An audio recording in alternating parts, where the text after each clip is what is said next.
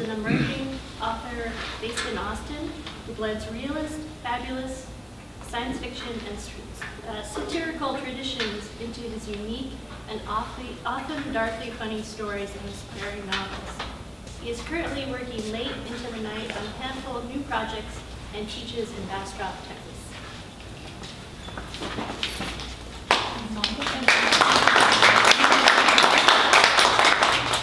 The story I'm going to read today is called The Man Who Was Coca-Cola. The man who was Coca-Cola sat in the beige hallway outside his counselor's office, habitually scrolling through applications and websites he would often use to consult through moments of monotony.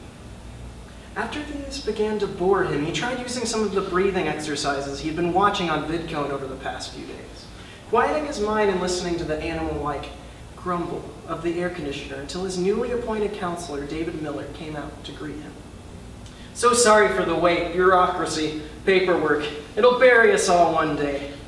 David's chin was chiseled and cut, masculine. His hair was thin and brown, but not thinning. He didn't have much, and it seemed like he had never really had much to begin with. His eyes were large and emotive, giving him an inviting quality that already put the man who was Coca-Cola at ease. He stared into their deep, luminous pools as the counselor said, "Pick whichever seat makes you feel most comfortable." There were a number of sleek, modern, well-designed chairs that jutted out in different directions and shapes. He picked the one that seemed the most comfortable and stared ahead, noticing that the clatter of the air conditioner wasn't quite as pronounced in the confines of the office's dark blue walls. David grabbed the notepad and sank into the large armchair at the edge of the room and settled in. "Tell me about yourself. What brought you into counseling services today?" "I don't quite know what specifically.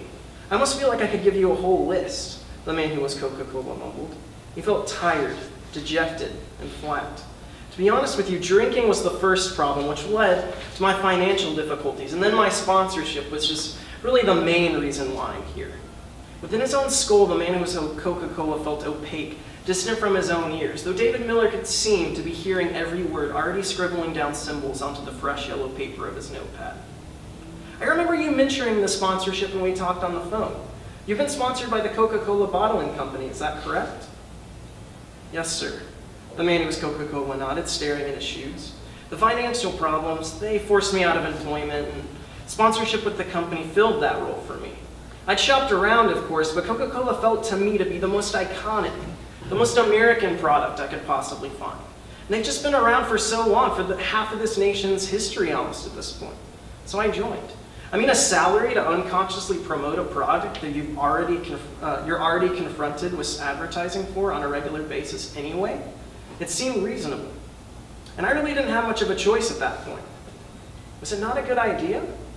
The air conditioner's rattle was growing low, but the man who was Coca-Cola still tried to focus on it. He'd learned through the videos he had been watching about meditation that the first step was to focus on one's breathing and to listen to the environment around you. Yet he'd always been confused by this second step. What was someone to do when the air conditioner was low and there wasn't something like the sound of a highway or traffic, honking horns, or the shrill bustle of city noise to focus one's meditative powers on, like he so often did in his apartment, trying to shut out the loneliness of night? What was there to listen to and observe when one was only confronted with silence like he so often was? Well, it was at first. It wasn't even noticeable. My life really turned around. I had money in the bank, free Coca-Cola whenever I wanted. I stopped drinking, alcohol, I mean. I started dating again. Women, beautiful women, they actually started becoming interested in me again. I'd gotten really lonely during my drinking period, and I do think it was the sponsorship that helped this. People loved hearing about it. Sponsorships are huge conversation starters. The fact is, Coca-Cola is an eternal product. It's a part of our ideology, our cultural heritage. It's an escape, a respite from a long day's work. There's nothing better than that metallic pop as you crack open a can, or that sweet, sugary hiss as you twist open the cap and bring that sensual bottle to your lips. Coca-Cola is as much a part of our collective memory as our national anthems or our holidays. If anything, it's more important than these things, because it can be enjoyed by any race, any creed or color. Coca-Cola doesn't judge us, it embraces us. It helps us to celebrate who we are, even when we may be uncertain of our own shifting identities. Coca-Cola is an identity. It's an identity that will never shift, that will never change. It is here for good, and I am thankful I am thankful that after a long, arduous day, I can come back home, open up my refrigerator, and take out a cold, refreshing reminder of all the moments we've shared with each other surrounding this thirst-quenching covenant of carbonation.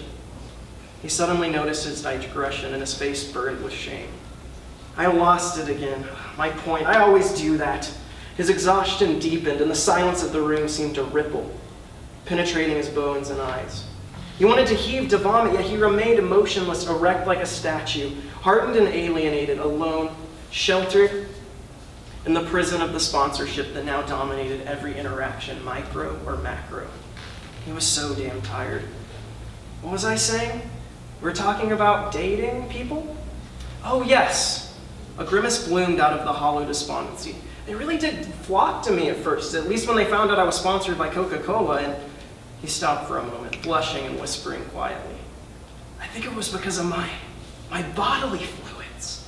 I'm sorry if this is gross, but I started to notice pretty soon after the operation, after the procedure that Coca-Cola put me through, that most of my body fluids were Coca-Cola, actual Coca-Cola. And before all this, sex was always some sort of negotiation, some sort of commodity to be exchanged or arranged. Like, you've got to do something to get something back, but not after my sponsorship. He stopped and looked deeply into David Miller's eyes, trying to feel him out. Is what I'm saying too much? You're being honest.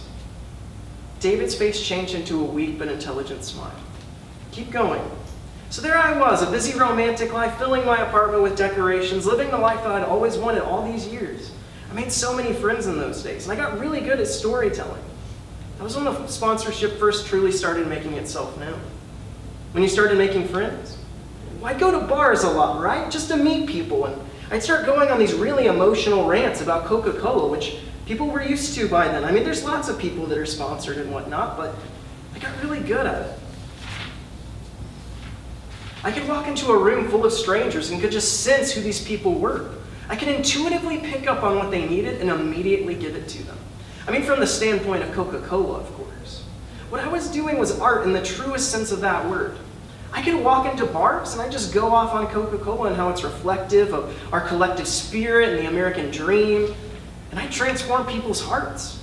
I'm talking about the most cynical, insincere people you could possibly meet, which is really everyone I met in those days, being shaken into teary-eyed hysterics of vulnerability. When they heard me talk about Coke, it was like something eternal in them suddenly fell into place, something that they were only vaguely aware of, but that they'd hidden from themselves. It finally seemed to click, some distant childhood memory locked away in the threshold of time, waiting for a sponsored individual like myself to show them what Coke had truly meant to them all these years, that it had always been there for them, forever. It was really good advertising, to say the least.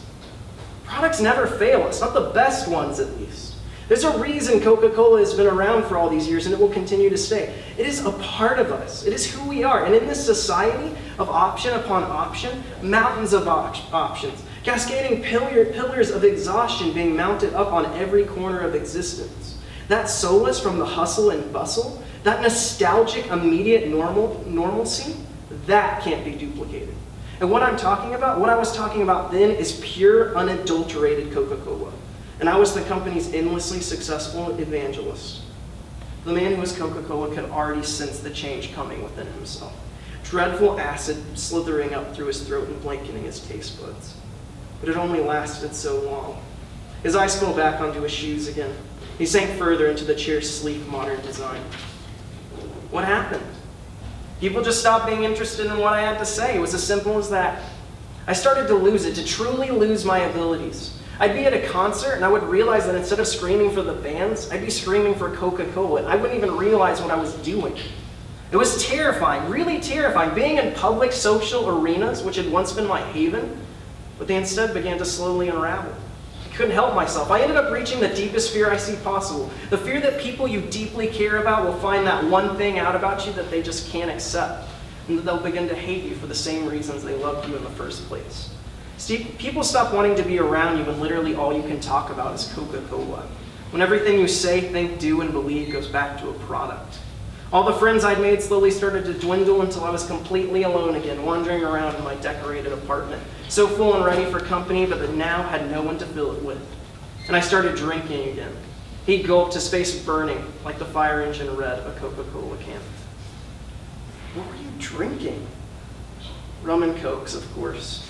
His eyes started to fill with syrupy tears. Until, all I was drinking was the rum. And then they came. He covered his face with his hands, not wanting to show himself to the man before him that had already been such a great listener, such an open and emotive counselor. David had only asked questions. He hadn't forced his own beliefs, his own ideologies on the man who was Coca-Cola. He had only listened, something the man who was Coca-Cola had not experienced in quite some time. Who were these people?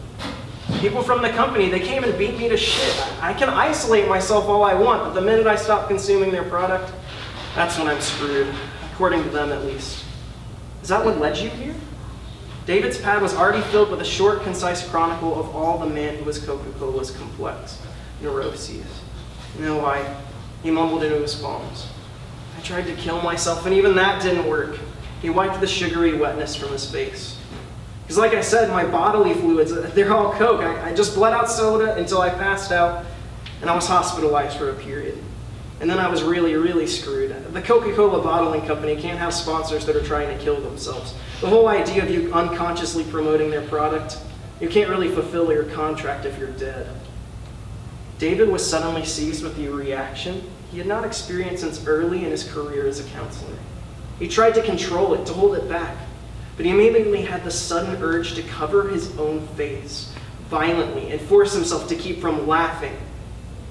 However, the man that was Coca-Cola didn't seem to notice. He was too lost in his own thoughts.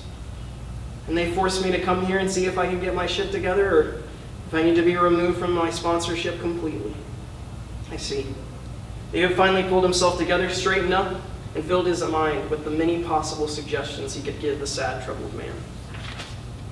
Do you think Coca-Cola is the issue here, the product, or do you think sponsorship in general is what you're struggling with? The man who was Coca-Cola was unsure how to answer. He'd never really considered this question. I really don't know. I really think it's starting to affect my mind. I have lapses in time, blackouts. Huge chunks of memory and cognition just float away into the ether. It's really scary. I'm not sure what's causing it exactly. Maybe it's a health issue. Is it chemicals in my brain? Is that why this is happening to me? The man who was Coca-Cola paused, furious, tearing apart his cuticles. Well, I was a drunk before, so maybe not. What do you think? Well, David pulled out a 2-liter from his desk. A 2-liter that he often kept for purposes of dealing with patients like the man who was Coca-Cola before. Do you think you might have picked the wrong product? What? The man who was Coca-Cola was taken aback. Hear me out, David calmly continued. Did it ever occur to you, sitting around in that plush, corporately provided, handed to you on a silver platter apartment of yours, that maybe all of your problems, all of your psychological hang-ups, did you ever think for one moment, consider that they might have the root in the fact that you picked a company whose products are both overrated and overproduced? A company that's been coasting on the fact that it is not only popular, but that its popularity itself is popular? Did you ever think that maybe once you peeled back the layers, you'd see Coca-Cola for what it really is? That it is maybe a lifeless, overly popular, poorly advertised product that has sucked the spirit out of our culture for hundreds of years? David was towering over him, obliterating his space, swirling into his fearful and anxious orbit. You have to make a decision, an important decision. Do you want to keep living the life you have, or do you want a new life, a new product that can save you? Will you remain weak like so many before you, or will you rise up? I understand that sponsorship is a heavy burden. These are companies that rewire your entire DNA, and as you know, you promote that company for the rest of your life, consciously or unconsciously. Yes, the man who was Coca-Cola nervously muttered as David began pacing around him. But that's not a bad job, though. Like you said, you don't really have to do anything if you don't want to, as long as you're promoting the product, right? And so you lost friends along the way. Do you really think you would have lost friends if you'd been drinking Mountain Dew, or Mug Root Beer, or even Wild Cherry Pepsi? No, just listen. Dr. Miller's calming voice suddenly snapped with carnivorous intensity. Your failed sponsorship doesn't mean you failed as a human being, you've simply failed as a consumer. Dr. Miller's eyes flashed with an insatiable hunger, and his lips curled into the intoxicating smile of the Pepsi logo. I have to ask you, the doctor continued, have you ever tried the sweet sensation that is Pepsi-Cola? The man who was Coca-Cola gasped and struggled to his feet, but the psychologist pinned him back down in the chair. It's simple. Just tilt your head back and enjoy the refreshing taste. Suddenly, the counselor was craning the liter of Pepsi over him, forcing the lid into his tightly sealed lips. Stop resisting me. Can't you see I'm trying to help you? You're going to kill me. It's not like you can do it yourself. Look, I can help you. The smile stretched back even further as David twisted the cap off the liter of Pepsi, becoming the Pepsi logo itself. Sugary liquid poured out of the crackling plastic and flowed into his eyes, boiling his retinas like battery acid. He screamed, but the doctor only continued to hold him down further, forcing the liter deeper into his mouth. The soda pumped through his throat and lungs until his screams turned into sugary carbonation, and all he could feel was the sweet sensation of death all around him, and the laughter of the counselor rising in his ears like the sound of 1,000 car horns howling mercilessly into the night. After the liter had been tossed away, the man who was Coca-Cola lay in a crumpled heap on the floor, and David Miller turned to face his empty office. His eyes twinkled as he marvelously quoted his beloved slogan, "Pepsi, feel the flavor."